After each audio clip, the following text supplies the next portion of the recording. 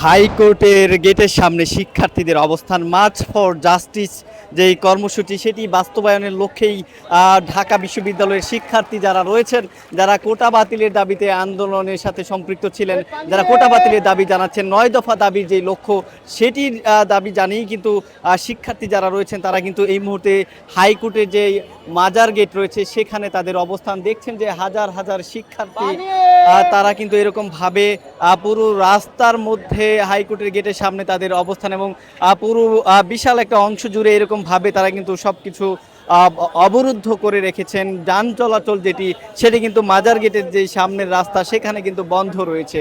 আমি যদি দেখাই যে সামনেই কিন্তু শিক্ষার্থীদের পাশেই দেখতে পাচ্ছেন গেটের সামনে আইন শৃঙ্খলা রক্ষাকারী বাহিনীর সদস্য, পুলিশের সদস্য রয়েছেন, বর্ডার গার্ড বাংলাদেশ, বিজিপি তাদের উপস্থিতি রয়েছে।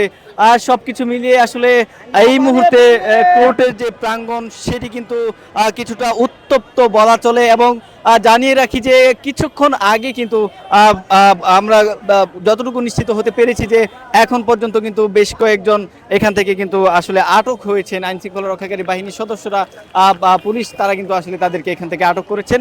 সব কিছু মিলিয়ে আসলে তারা স্লোগান ধরছেন, তারা বলছেন যে তারা আসলে ন্যায় বিচার চান, তারা আসলে তাদের যে 9 দফা দাবি সেটির বাস্তবায়ন চান এবং বিভিন্ন প্লে কার্ড হাতে নিয়ে তারা আসলে কেউ কেউ দেখছেন যে গায়ের মধ্যে পতাকা বেঁধে এইরকমভাবে তাদের যে কর্মসূচি সেটি কিন্তু আজকের যারা আসলে আন্দোলনকারী রয়েছেন, যারা আসলে এই কর্মসূচি বাস্তবায়নের লক্ষ্যে এই যে হাইকোর্ট প্রাঙ্গণে হাজির হয়েছেন তারা কিন্তু সেই কাজগুলো কিন্তু করছেন। জানিয়ে রাখি যে শুধু ঢাকার যে হাইকোর্ট এলাকা রয়েছে সেটিই নয়, গতকালকে সমন্বয়কারী যারা রয়েছেন তাদের তারা আসলে ঘোষণা দিয়েছিলেন যে শুধু সারা দেশের যে সকল আদালত প্রাঙ্গণ রয়েছে, সারা দেশে যে সকল ক্যাম্পাসগুলো রয়েছে সে সকল ক্যাম্পাস এবং রাজপথে তাদের যে আজকের কর্মসূচি জাস্টিস ফর মার্চ যে কর্মসূচি সেটি আসলে তারা চলমান রাখবেন। সেই রকম ঘোষণা কিন্তু সমন্বয়ক যারা রয়েছেন, কোটা বাতিলের দাবিতে যারা আন্দোলন করছেন তাদের সমন্বয়ক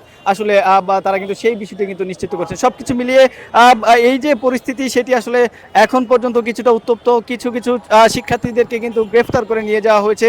তারা বিভিন্ন স্লোগান ধরছেন, তারা বলছেন যে উই ওয়ান্ট জাস্টিস। আপনারা দেখতে পাচ্ছেন যে প্লে কার্ড হাতে নিয়ে এরকমভাবে কিন্তু শিক্ষার্থীরা এসেছেন। Save Bangladesh, justice for justice, we want justice, এরকমভাবে বিভিন্ন স্লোগান বিভিন্ন প্লে কার্ডে তারা কিন্তু লিখে তারা কিন্তু প্রতিবাদ, তাদের যে আজকের যে কর্মসূচি জাস্টিস ফর মার্চ সেই কর্মসূচি কিন্তু তারা কিন্তু চলমান রেখেছেন।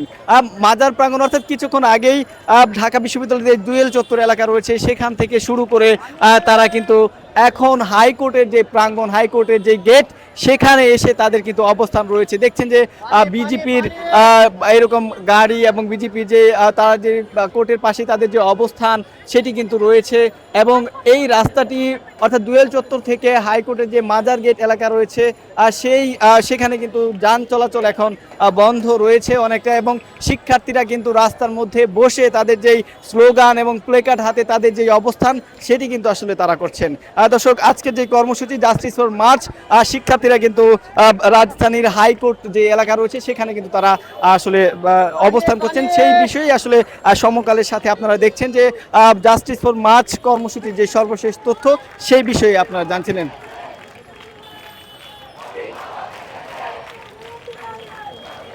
দেখছেন তারা কিন্তু হাতে তালি বাজিয়ে তারা কিন্তু স্লোগানে পুরো যেই হাইকোর্টের যেই গেট সেটি কিন্তু অনেকটাই উত্তপ্ত করে রেখেছে এবং সেটি আসলে দীর্ঘক্ষণ ধরে এরকমভাবে কিন্তু চলমান রয়েছে। দর্শক, সমকালের সাথে আপনাদেরকে জাস্টিস ফর মার্চ কর্মসূচির যে সর্বশেষ তথ্য, শিক্ষার্থীদের যে অবস্থান, আইন শৃঙ্খলা রক্ষাকারী বাহিনীর যে সতর্ক অবস্থান সেই বিষয়ে সর্বশেষ তথ্য জানাচ্ছিলাম।